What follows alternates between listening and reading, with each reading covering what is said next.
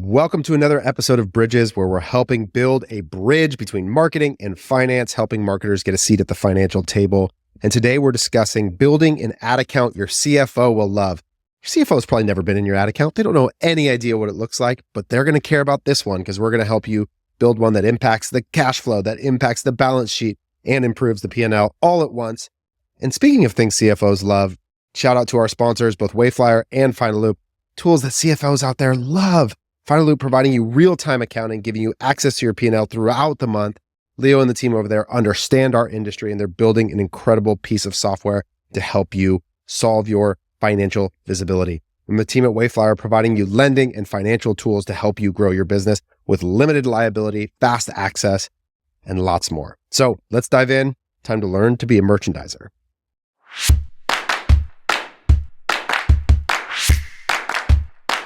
All right, let's get started on another great episode of Bridges. And today we're starting in my Twitter DMs. Last week, after our episode about owning the forecast, we did a little bit of a kerfuffle on the internet. Drew Fallon, who's an awesome operator, formerly of Mad Rabbit Tattoo, and I got into a debate about whether or not marketing or finance should own the forecast and the implications. It was fun, a lot of respect for Drew. But in my DMs, my other good friend on Twitter slid in with this take on the idea of who should own the forecast. He says, the reason why this debate is unhinged is because marketing and finance should both be well downstream of merchandising on setting the forecast. Both marketing and finance are a support function to the business. Sorry, it's true.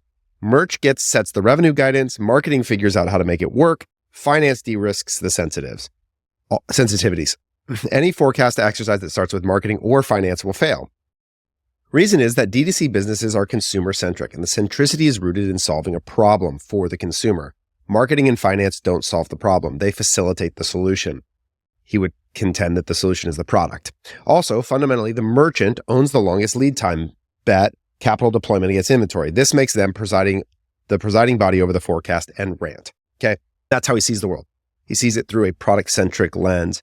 And in many ways, I think that he's right. I would just contend that merchandising and marketing are actually, merchandising is a subsidiary of marketing. I think marketing should own product. That's a separate conversation. He and I debate a lot over drinks, but the point is that he's onto something here, which is that a great marketer, if we're going to build bridges between marketing and finance, the answer may very well lie in this idea of merchandising. And what I want to have you embrace today, marketer, is to start to think more like a merchant, because a merchant does help to facilitate this exact idea, which is in reality, we're talking a lot about the bridge between marketing and finance. And today we're going to focus more on creative and finance. But the reality is there is a third leg, and that has to do with operations. And sitting at the middle of these things is really where the totality of our skill set comes to life. And it can be expressed really well in this idea of merchandising. And so as we think about building an ad account that your CFO will love, again, all of our efforts connecting back to the financial implications of the organization, we want to explore today the idea of how merchandising and starting to think of yourself, whether you're a media buyer or a marketer, as a merchant, is going to continue to transform the way you think about your efforts. So first, let's define a little bit the idea of merchandising, because for so many of us, I think initially as I engaged in this idea, I would think about merchandising as the exercise of sort of designing the store shelves in a retail store. And in some ways, that's true. Merchandising, if you were to sort of Google a definition, would be about displaying products for sale in a way that compels the customer to purchase. But the idea is much bigger. It's not just about how the display is laid out. It's which products are being displayed. It's the planning for the realization of that product. Oftentimes, demand planning will fall under the calendar of the merchant. It's understanding market trends and categories to think about which products you're going to bring to market. There's a really broad spectrum of ideas. But one of the most obvious ways that I want to focus on today is this idea of the retail store window. It's the process of capturing the customer's attention in a compelling way, in a way that overlays with the business objective. So for many years, we've walked through malls and seen beautiful store displays that compel us to be drawn in to see more about what's going on inside of that store. And then the simpler ideas are inside of maybe supermarket windows, or to think about the layout of a supermarket store that have this intention of both capturing attention as well as overlaying with the business objective. Now, what I want to contend for you today is that this is now the modern retail store window, is that your IG feed functions in the same way as walking through a mall used to with our friends, And it's our job as marketers to think about how what we display in this store window compels customers to come in, as well as helps to accomplish business and financial objectives. If we isolate our thinking into this exercise strictly as one that is about creative and is distinct from financial or operational activities, we are underserving the responsibility that we have to see ourselves as merchandisers that effectively accomplish business outcomes. So today we're going to talk about merchandising the ad account. This is connecting to the idea of building an ad account your CFO will love, which is really just a way of saying building an ad account that's going to help your business make money. And this idea of merchandising really will get to the heart of what we're after. And we're going to bring together a little alliteration here. And I want you to think about the job of building a great ad account involves thinking about attention, availability, and allowance. Attention, availability, and allowance. 3 A's that anytime I go to build a great ad account, I must have a consideration for all of these things. And really, these are just words that we can use as proxy for thinking about creative operations and finance. Every time I go to build an ad account, I must have a consideration for creative operations and finance. And that happens through attention, availability, and allowance. So let's break down each one of these. Attention. This is the obvious one. If you're classic David Ogilvy quote, if you're going to sell a fire extinguisher, lead with the fire. If you think about every one of those store windows, whether it's the Gucci one I showed you or your ad in someone's feed, the primary responsibility you have first above all else is you are afforded no other opportunity to sell them if you cannot capture their attention. And it's really important to understand the world that we live in. We are competing with some of the most salacious, beautiful, adorable, violent, extreme content in the world to try and win someone's attention. Now, these aren't my For You page, but you can imagine that every one of us, it's often said that your For You page will reveal your true self or maybe your most base human desires for food, sex, beauty, whatever it might be. So you have to understand that you are not competing against your peer group on a brand set. You are competing against all the content on the internet to try and win the attention of your consumer. And so as you think about the content you create, the first thing we must contextualize is how hard it is in this kind of environment to capture the attention of our customer. So as we go to design what it is that we're selling, our first and foremost responsibility is to ask ourselves the question, will this thing that we are saying or doing capture the attention of our customer? And in many cases, that involves being really thoughtful about the display visually of the product that we're selling. So here's 3 customers of ours. And what I want to illustrate is that I don't necessarily have to think about a direct relationship at this stage between the image or ad that I'm using to capture attention and the actual transaction that's going to occur. Visual equity is a really compelling way to stand out in the feed. Color is a powerful resource in that. And so in this case, I'm going to show you 3 examples of different ads that have high CTRs and have been running profitably for our clients in the ad account for a long time. So APL Shoe Company, you can see bright neon green tech loom tracer. Born Primitive, real up close shot here of some of their leggings in what they call their jungle mist color. Skull Candy headphones in a bright purple or grape asset. And each of these do a great job of standing out amongst a monotonous feed of muted or standard colors. But in every one of these cases, what you find is that the actual transaction off of that click does not match the visual equity that's present, right? So in this case, this Born Primitive legging actually is outsold 2 to 1 at the black SKU level versus the Jungle Mist SKU level.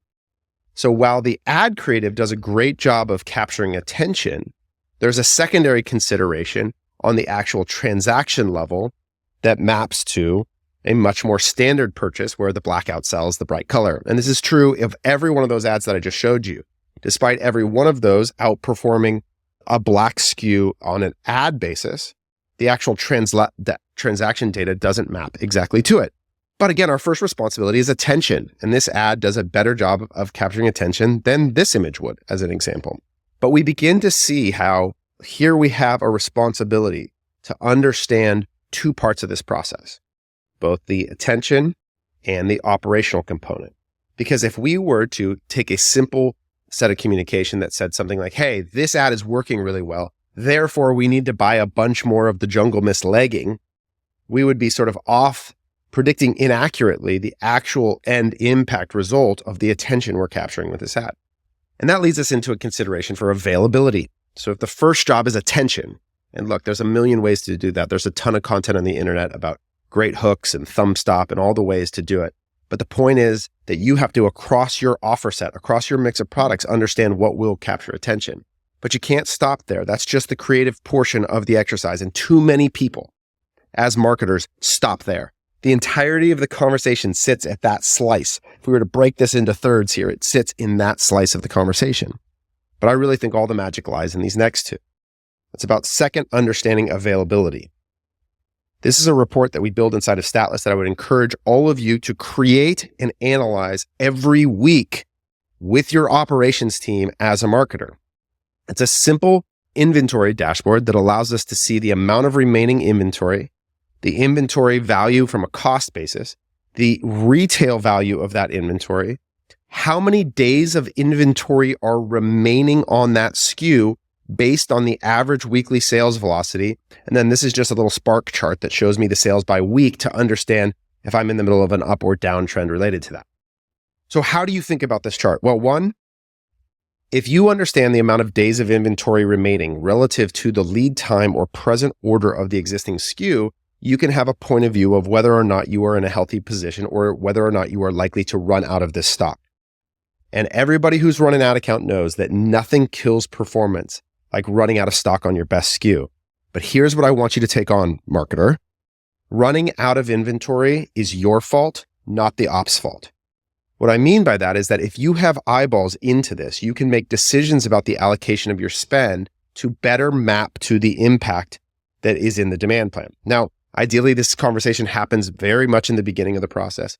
But if every week I have a simple report, this is a very simple layout. And again, the sales velocity can change, and I understand that, but this is a base level place of starting.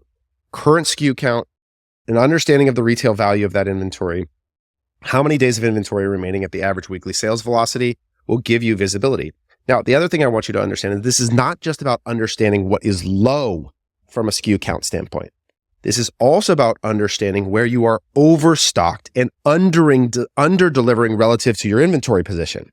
And again, this is where I promise you, if you start bringing this kind of thinking to your ops team, to your CFO and saying, hey, let's use this SKU as an example for this brand. If you have 616 days of inventory remaining, that's $100,000 that's going to take 2 years basically to clear and become cash in the bank account. Obviously, we are overstocked relative to the present sales velocity. So you have a job to do to help go and figure out how to turn this back into cash. And that brings me to this idea that I think is so important to embrace when building an account, is that your job with the inventory that you have is to maximize the marginal value of every available unit. Okay? And when you transition from thinking about my job is to drive the ROAS in the ad account to my job as a marketer is to maximize the marginal value of every available unit that I have to sell, it will transform the way you think about the ad account and will also unhook you from feeling that your job is to drive an efficiency outcome in the ad account. Because in that case, I would always try and be moving my ad dollars towards the highest demand unit that I can sell at the fullest price. But that may not be necessary to drive a paid transaction on a product with a built-in organic demand where there's not that much available supply. Sometimes the best thing you can do for the business is move the hard unit, even at a discount or even at a liquidation clearing price. Because when you are beginning to look at the relationship between the cash flow statement, the balance sheet, and the P&L, now you see the entire set of available inventory as a resource tool to accomplish more than one objective. And I want you to think about this like very basic XY chart when you think about your ad account, okay? It's just, let's imagine demand on the Y-axis and supply on the X-axis. And let's break our inventory into sort of 4 different quadrants that allow us to think about where we're at. So if I were to think first in what we'll call the premium category, which is massive demand but limited supply, okay? This is scarcity. And some of this is just basic economics, right? If we were to apply a third axis here that was price, high demand and low supply would equal high price. That means we should not be selling this product on promotion, and we should not be spending a lot on a paid CAC basis to do it, because we should be able to organically command full price. And that's how we maximize the marginal value of those units. So oftentimes, whoever's running the ad account, because they care primarily about ROAS, is going to want to take the very best product with the very highest level of demand and sell it. And even if they can, run it in a promotion. That would lead to the most efficient CAC, but that's not the goal. The goal is maximizing the marginal value of every unit. And it may be true that it is going to organically sell out or sell out to your existing customers such that you do not need to lower price or raise CAC. And so this quadrant over here, we should be thinking about these SKUs that exist in this area as requiring low or no CAC. Now, alternatively, if we think about the other side, which is I'm oversupplied relative to the existing demand, this is going to then require a strategy that's more about liquidation. This is about cash. This is about turning inventory costs into cash assets so that I could rebuy again better inventory. And in this case, it may require a strategy that's about liquidation. Now, liquidation can happen in one of two ways. It can either be raise CAC, be more aggressive in the price I'm willing to pay to get to a full price sale, or it could be hold CAC constant, lower price. Now, almost every brand, especially if you're in a category like apparel, should have, in my opinion, a liquidation threshold based on that relationship of present inventory count versus days of remaining inventory. Current sales, total inventory count divided by sales velocity is going to give me that days remaining. And when we exceed a certain threshold, we should think about creating a point at which we are trying to liquidate some of that inventory. Now, there's a million considerations here. Your present cash position, how evergreen your SKUs are, whether they go bad or not. The threshold at which that occurs should be different for every brand. And in some cases, there may be a reason why you never actually have to liquidate inventory because you have one SKU and it lasts forever and you just are going to eventually be able to sell it. No problem.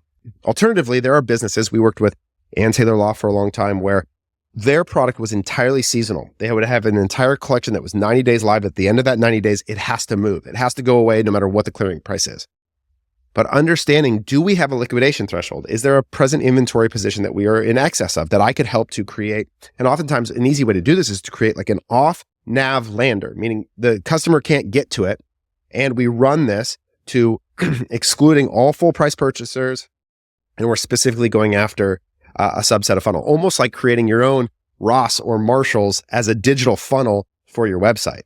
You'll see some of the best brands in the world. Lululemon has a section of their website that is, we ordered too much, or we have excess inventory position. That is always important when you think about this. Now, in these other two categories where demand and supply are equally set, meaning that they hold each other in a consistent tension, this is where we should have a standard funnel where we can design the desired expected CAC.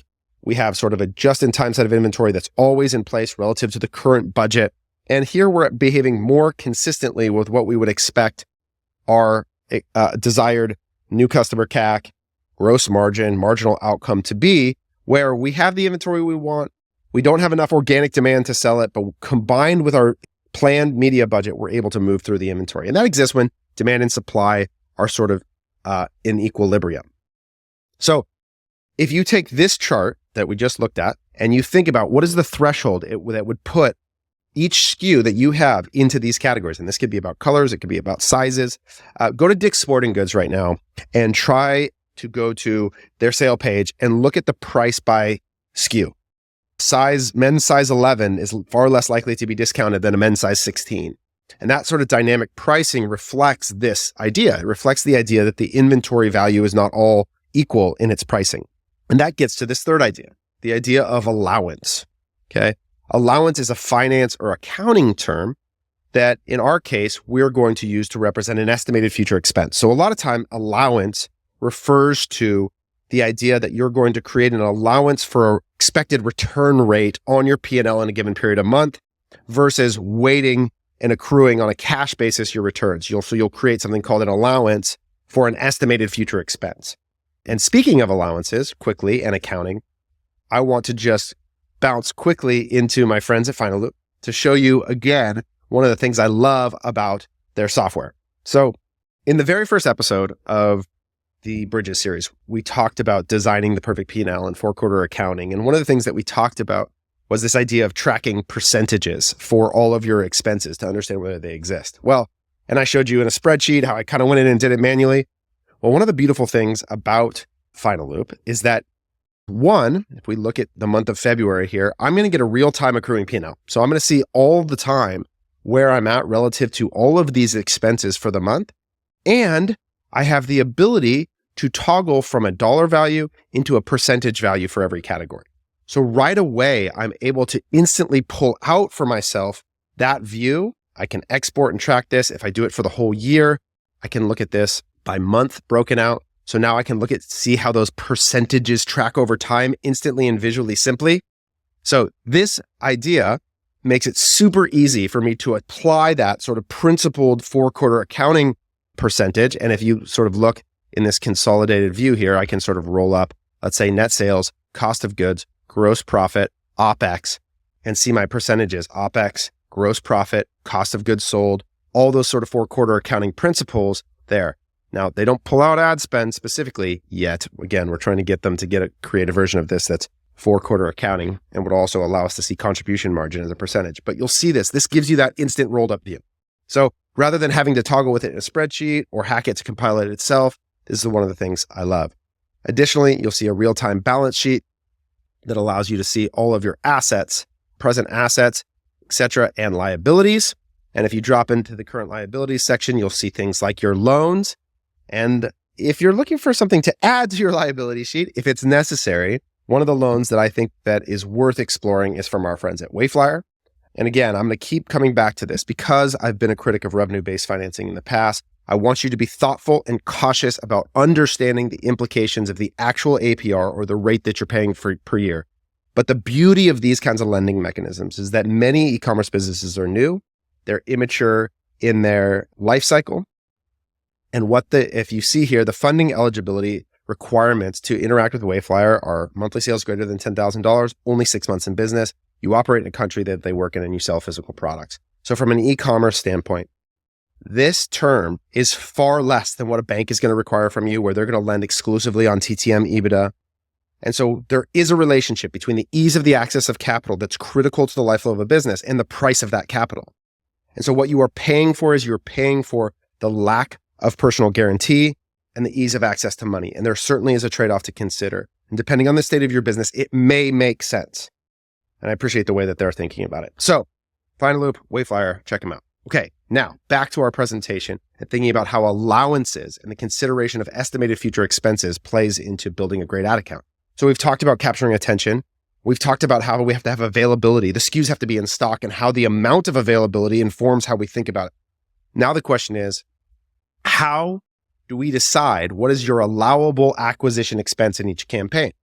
How much should I be willing to pay to sell this specific offer? It's a really important question.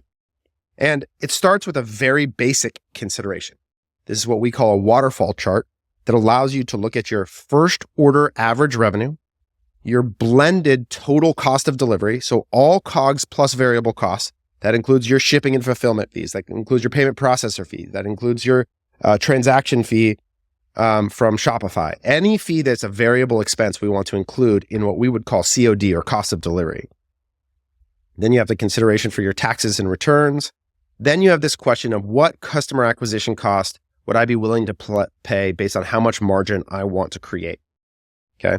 Now, the way I want you to think about the marginal outcome that you need to have is going to be relative to a few different things. One is, how much future revenue do I generate off my customers?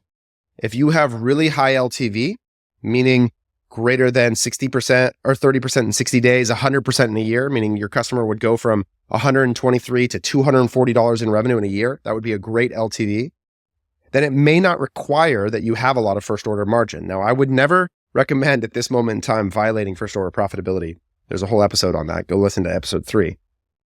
But once you decide how much margin you need to protect here, then you can decide what your appropriate blended CAC is for the account. And many people stop here and they say, okay, on average, my first order is this, and therefore my blended CAC needs to be this. And they'll use that to set a CAC target or set a ROAS target for the entirety of their media spend. But you can't just stop here. And there's a reason. Not all orders are created marginally equal. Not every offer you run, every SKU you sell, every concept that you design is going to produce the same marginal outcome. And this very simply can be illustrated with something like this. So here's a brand. two different products, MSRP on the shorts, $59.50, MSRP on the dress, $99.50, cost of goods on each, $17.39 for the shorts, $15.26 for the dress. If we assume an equal CAC from a percentage basis, so we say, okay, in this case, we want a 6% ACoS, average cost of sale, or customer acquisition cost as a percentage of revenue, then you get $357 here and it's $597 here. Now, if we look at the LTV by first product purchased, okay, something we're going to revisit further here in a second, you're going to notice that this is a 10% increase, okay, in 90 days. This is a 15% increase in 90 days. So not only do I get more initial contribution, more dollars at a higher margin, despite a similar CAC, I get greater LTV as well. And so the value off the customer that I acquired at the same ROAS here, the same 6% CAC, would be almost twice as valuable in selling the dress.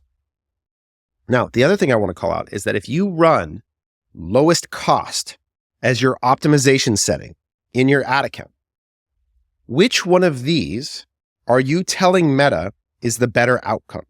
Which is it going to optimize for? Lowest cost is about the cost of acquisition. Based on that setting, you would be telling Meta that this $3.57 is a better result than this $5.97.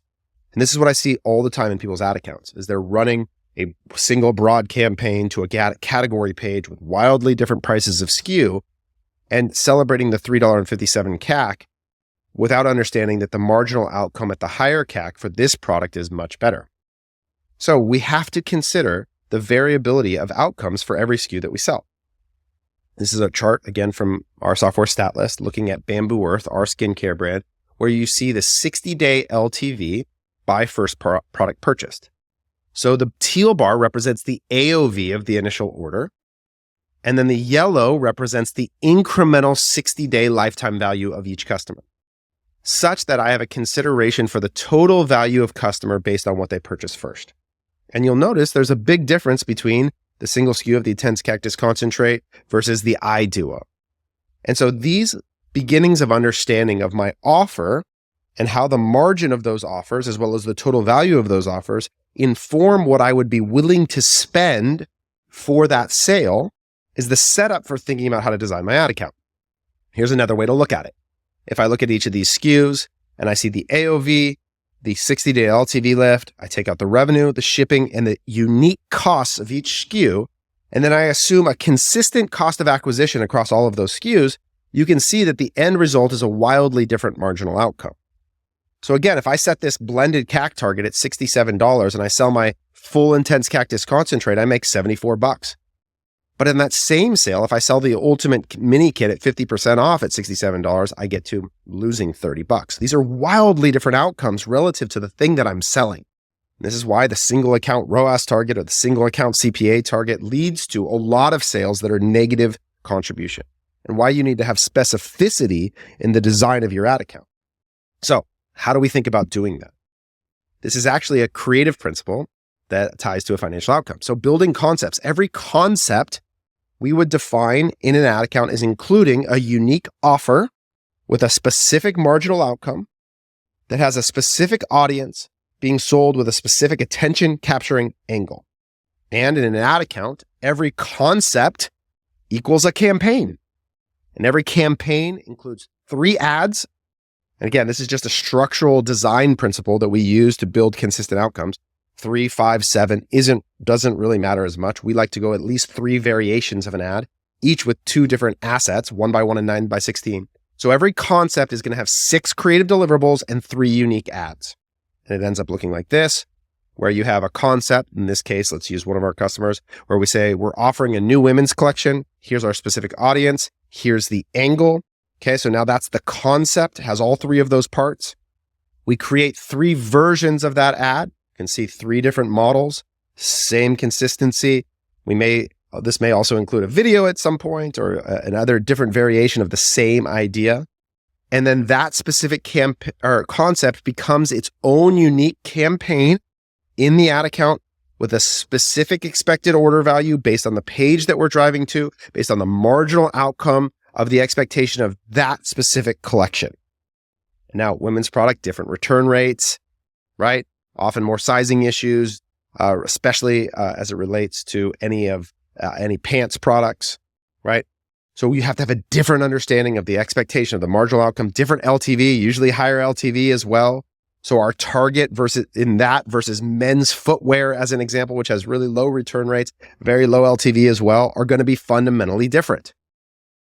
So at scale, what you end up with then is an ad account that is separated out by the product or offer and the marginal outcome of that with different variations. Now, within a sandals campaign, you may have multiple angles at the ad set level. So we might break that out to be able to see the creative execution, each with an expectation of a specific return.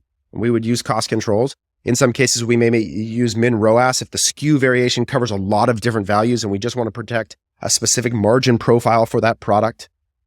And this is especially important when you start running into promotion. So you can see down here, we have a Father's Day promotion, because promotions definitely have a different margin profile, right? Because you're discounting 20%. So the actual gross margin of the product is going to be lower.